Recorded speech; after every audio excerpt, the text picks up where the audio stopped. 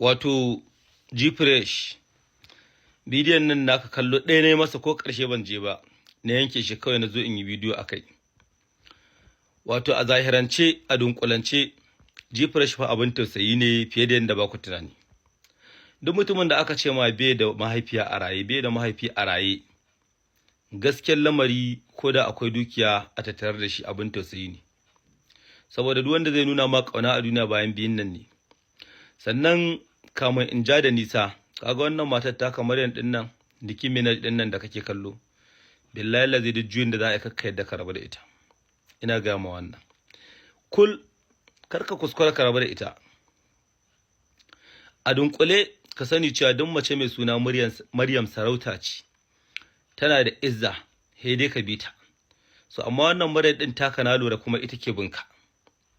Magana ta gaskiya, ita ke binka. Kuma sannan ka tsaya kai tsam da ranka, duk wannan abubuwan ba sa tasowa, sai in ka koma gurin ita waccan tsohon matarka kana neman cewa wai kun shirya. Ina me wani magana shiri? Mata ta aure ka kwarabun, ina ruwanka da wani shiri? Ai haƙorinka ma kar ta gani. Ka auna a ranka tsakanin ita waccan tsohon matar taka da ita wannan, wacce ce yafi dacewa ta ga farin cikinka? Ka gane? Kai kuma wacce ce ciki yafi dacewa a ce da ita kafa mutunci? Wannan fa matarka ce still. Wannan kuma kun rabu kawai. Baka da wani haɗi da ita, especially ba maɗa. So me kai ka je ka shirya da ita? Shiri na me? Akwai ƴaƴa ne balle a ce wani magana ƴaƴa ta haɗa ku? To ko akwai ƴaƴa bari in gama, ko akwai ƴaƴa tsakaninka da wadda kuka rabu, zancen ta ga haƙorinka ko fara aka ba naka bane ba. Saboda ita wadda take cikin gida babu wani irin dabara ko wata lugga ta magana da za ka yi mata ta fahimce ka. Matuƙar aka ce ga ka can gurin wata tsohon matarka kuna mutunci, kuna wani maganganu, kuna hira, duniya ta san cewa kuna tattauna wata magana.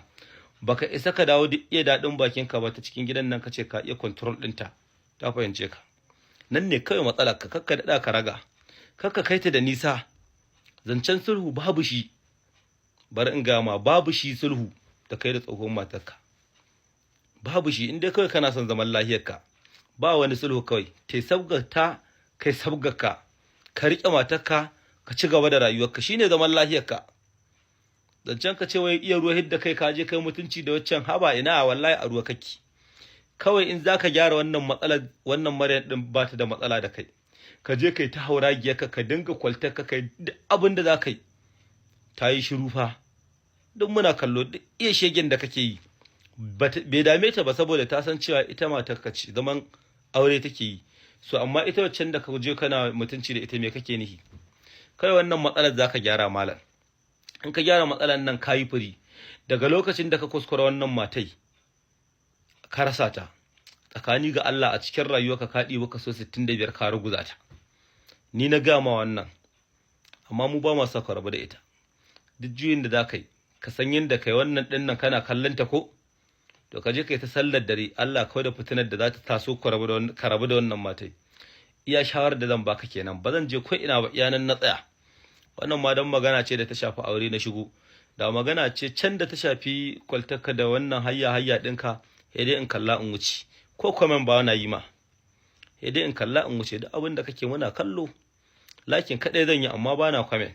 So amma wannan dai magana ce ta aure, tun kan ta nisa ka ɗauki shawarar nan da na baka. Ba wani sulhu da tsohon matarka, ka riƙe matarka, ita ce kawai zaman lahiyarka.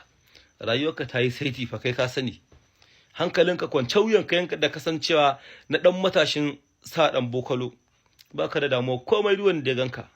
To wallahi da ka kuskura ka rabu da matan nan ka gurguje kaso 3 cikin 5 na rayuwarka.